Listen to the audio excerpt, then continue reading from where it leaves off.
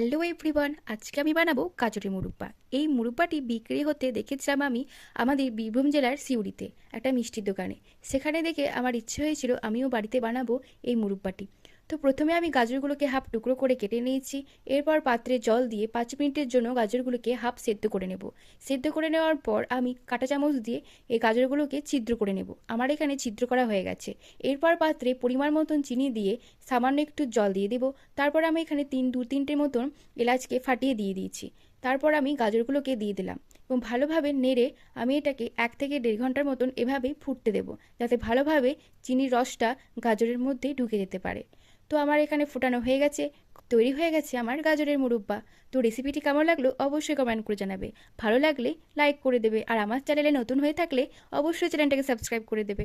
আর আজকের মতন এতটাই, দেখা হচ্ছে আবার নেক্সট কোনো ব্লগে। টাটা।